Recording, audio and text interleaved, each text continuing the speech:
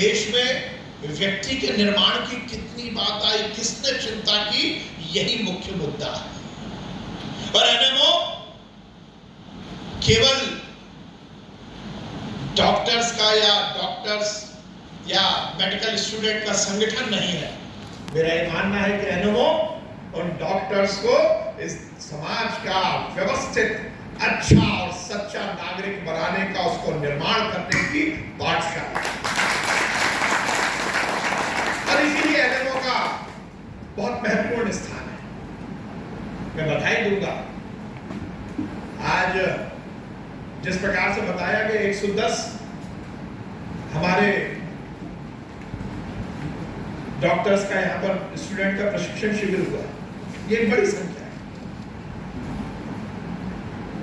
मेरा मानना है कि जो एनएमओ से जुड़ा है, जैसे हम देखते हैं ना, कब क्रिकेट की फील्ड में खेलते बहुत सारे हैं, बैट भी उठाते हैं, बॉल भी करते हैं, छक्का भी मारते हैं, चौका भी मारते हैं, पर कौन सचिन बनेगा, कौन कपिल बनेगा, कौन सुनील गावस्कर बनेगा, ये निश्चित नहीं होता। पर मैं ये मान सकता हूँ, इस देश के जितने मेडिकल कॉलेज में डॉक्टर बन रहे हैं, वो डॉक्टर का पेशा तो करेंगे, वो लोगों का इलाज भी करेंगे, पर यदि उस मेडिकल कॉलेज में पढ़ने वाला बच्चा या उससे बनने वाला डॉक्टर एनएमओ से जुड़ गया, तो वो केवल डॉक्टर नहीं बल्कि अच्छा और समाज सेवा करने वाला डॉक्टर बनेगा। इसलिए मेरा मानना है कि ऐसे संगठन का विस्तार होना भी, मैं रमेश भाई साहब से यही कह रहा हूं कि मध्य प्रदेश में तो हम इसको और विस्तारित कर सकते हैं। अभी यहां पर बताया गया कि हम मध्य प्रदेश को ये मौका मिला, ये हमें सौभाग्य मिला कि 75 साल की आजादी के बाद हम पहले प्रदेश हुए हैं जिसने अब मेडिकल हिंदी में शुरू कर दिया। जब इसका विचार आया, डॉक्टर चौरसिया यहाँ बैठे हुए, मैंने जब सबसे पहले अपनी टीम को कहा कि हमें मेडिकल को हिंदी में शुरू करना है। अब आमतौर पर होता है मिनिस्टर काबिल हो या ना हो, परंतु कोई विरोध नहीं करता। आप ये मानते हो कि मैं नहीं हूं, पर एक बहुत अच्छा शब्द है ना, बॉडी लैंग्वेज। वो बॉडी लैंग्वेज बताती है, वो बॉडी लैंग्वेज है ऐसी कि जिससे पता लगता है कि कौन ग्राह्य कर रहा है। मैं हर समय कहता हूं कि हम नेता लोग हैं, मंच पर जाते हैं, हमारा स्वागत होता है। जब स्वागत होता है तो माला पहनाई जाती है। जब माला पहनाई जाती है तो पता लग जाता है कि कौन हाथ से माला पहना रहा है, कौन दिल से माला पहना रहा है। ये होती है बॉडी लैंग्वेज। यहाँ पर जो मुझे मोमेंटो दिया गया वो दिल से ही दिया गया।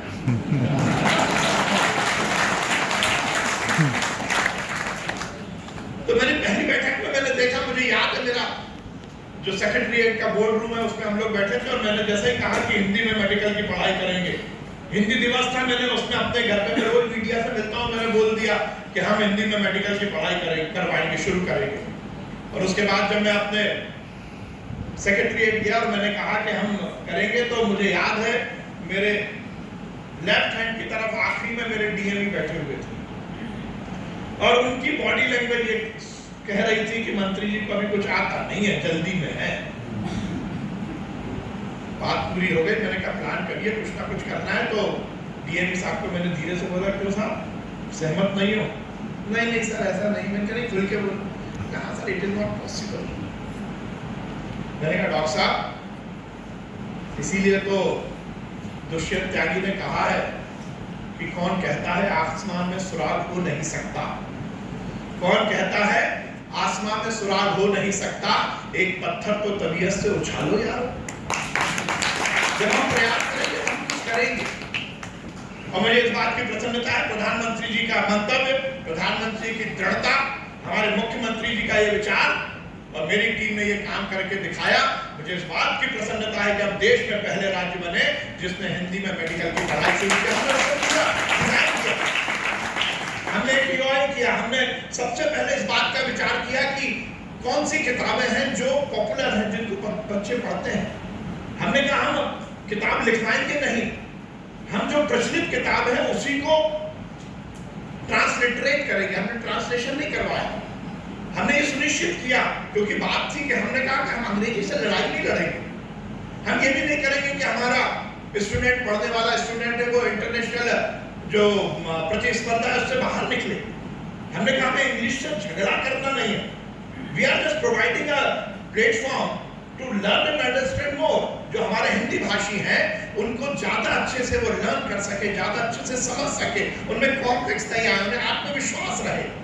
फर्स्ट ईयर सेकंड ईयर में जो हिंदी भाषी लोग जो नीट क्लियर करता है वो अपने आप को इंटेलिजेंट होता है, उसकी योग्यता पर कोई प्रश्न नहीं है, पर वो निश्चित रूप से कॉम्प्लेक्स में रहता है, वो हीन भावना में रहता है।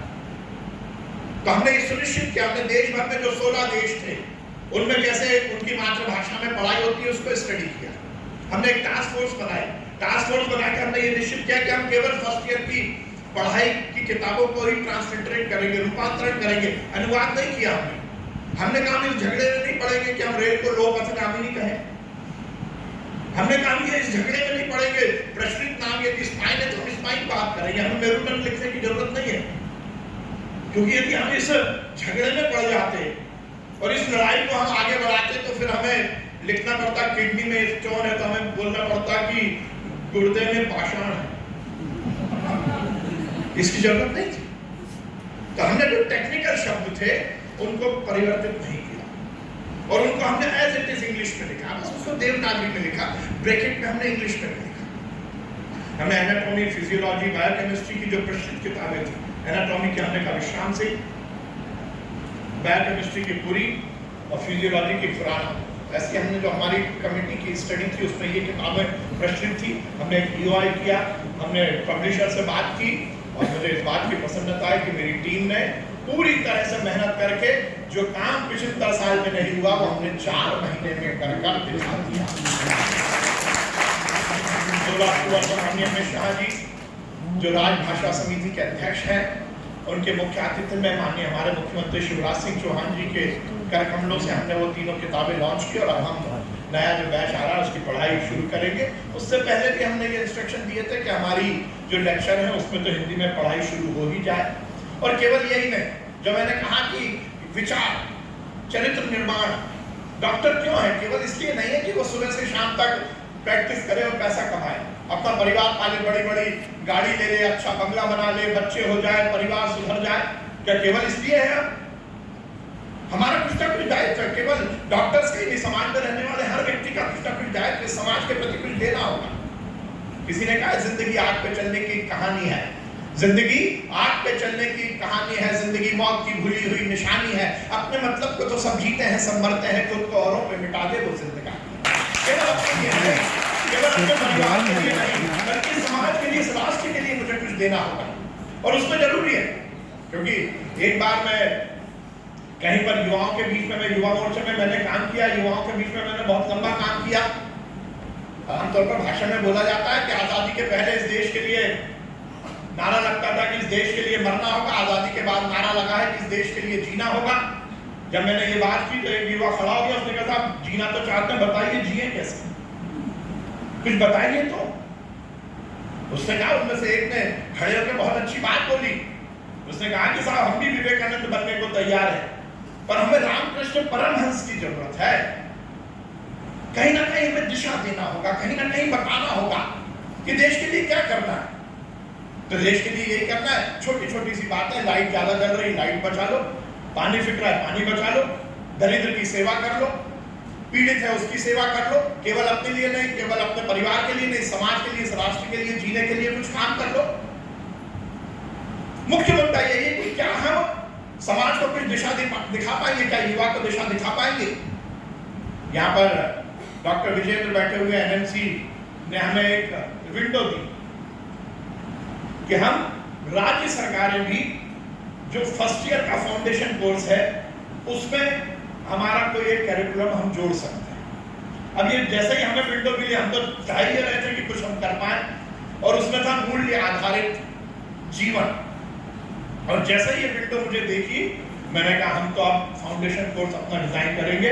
और मुझे इस बात की प्रसन्नता है कि मध्य प्रदेश के चिकित्सा शिक्षा विभाग ने अपना फाउंडेशन कोर्स डिजाइन किया और हमने ये विचार किया कि हमारा बनने वाला डॉक्टर की पढ़ाई तो करेगा ही, पर उसके साथ साथ इस समाज के लिए किसने क्या कुछ किया, वो महापुरुष जो हमारे प्रेरणा स्रोत हैं, जो हमारे आगे वाले हिंदुस्तान के भविष्य के नवनिर्माण के लिए जिन्होंने पीढ़ियों को तैयार किया, उनको हम पढ़ाएंगे।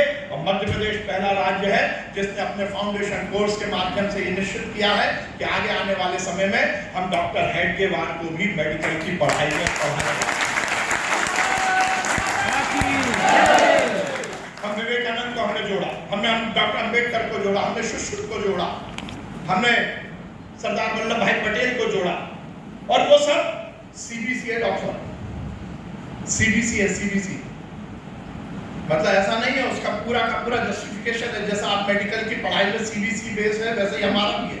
फाउंडेशन कोर्स भी हमने सीबीसी किया कि मेडिकल के स्टूडेंट को डॉक्टर हेडगेवार को क्यों पढ़ना है, हमने जस्टिफाई किया। विवेकानंद को क्यों पढ़ना है, डॉक्टर अंबेडकर को क्यों पढ़ना है, उसको विचार आना चाहिए कि समाज में भेदभाव नहीं, जाति नहीं, छुआछूत नहीं, हमने हर चीज को, और हमने वो एक फाउंडेशन कोर्स डिजाइन किया। अभी बात चल रही थी धन्वंतरी भगवान की, तो हमने धनतेरस पे पहली बार मध्य प्रदेश और देश में मेडिकल कॉलेज में सरकार की ओर से हमने भगवान धन्वंतरी की पूजा की।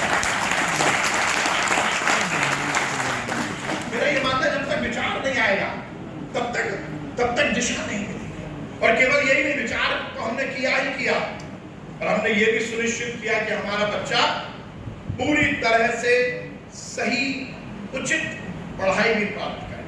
हम देश के पहले राज्य हैं जिसने नॉलेज शेयरिंग मिशन की शुरुआत की है। भाई साहब को, रमेश जी भाई साहब को बताना चाहता हूँ, एकेडमिक्स और हमारे संबद्ध अस्पतालों में हम बड़े बड़े दुनिया के ऑर्गेनाइजेशन के साथ कोलैबोरेट कर रहे हैं। कल ही मैंने एम्ब्री यूनिवर्सिटी के साथ कोलैबोरेट किया। 22 तारीख को हम फिजिकली उसके साथ एमओयू साइन करने वाले हैं। हम एआई पर काम कर रहे हैं, आर्टिफिशियल इंटेलिजेंस पर। शायद मध्य प्रदेश का पहला चिकित्सा शिक्षा विभाग होगा जो बहुत तीव्रता के साथ काम कर रहा है। और हमने गूगल के साथ एमओयू किया है, रेटिनोपैथी पर हम काम कर रहे हैं। गूगल के साथ हमने एमओयू कर लिया, शंकर नेत्रालय को हम उसमें जोड़ रहे हैं। हम पहले देश के मेडिकल कॉलेज के में हम पहली बार इंक्यूबेशन सेंटर लगा रहे हैं। ये मेडिकल इंक्यूबेशन सेंटर पर कोई विचार नहीं करता। मेरा ये मानना था कि हमारी जो डॉक्टर्स हैं, जैसे डॉक्टर चौरसिया है, ये सर्जरी करते हैं कि मनोरोग में बहुत सारे विचार आते हैं, यदि मेरा इक्विपमेंट इस तरह का डिजाइन हो जाएगा वो करेगा। तो जो इंक्यूबेशन है वो उसको करने के लिए हमने हमारा मेडिकल इंक्यूबेशन सेंटर हम शुरू कर रहे हैं। हम मशीन लर्निंग पर काम कर रहे हैं, हम डेटा एनालिसिस पे काम कर रहे हैं, हम जितनी टेक्नोलॉजी को जोड़, हम रोबोटिक सर्जरी कर रहे हैं। हमने पहली बार मध्य प्रदेश में हम आईवीएफ सरकारी अस्पतालों में शुरू कर रहे हैं। और इन सब के साथ ही हम मध्य प्रदेश पहला राज्य होगा जिसमें हम गर्भ संस्कार भी शुरू कर रहे हैं हमारे मेडिकल कॉलेज। हर स्तर पर काम हो और ये सुनिश्चित हो कि हमारा आने वाली पीढ़ी इस संस्कृति से, इस समाज के उन्नयन के विचार के साथ जुड़ेगी। और मुझे लगता है कि यही काम एनएमओ कर रहा है। इसलिए मध्य प्रदेश भाई साहब केवल 110 का प्रशिक्षण होगा उससे काम नहीं चलेगा। अपन बैठते हैं और अब ये थोड़ा मीडिया चल रहा है, तो मैंने भाई साहब को बोला था कि मैंने डॉक्टर चौरसिया और हमारे दोनों युवा आए थे और डॉक्टर टंडन भी आए थे, तो मैंने इनसे यही कहा था कि देखो जब तक मैं रहूंगा मतलब तो मेरा उपयोग करो, सदुपयोग करो। और तीसरी चीज यहाँ नहीं बोलूंगा, रिकॉर्डिंग हो जाएगी तो वायरल हो जाएगा, वो भी करो।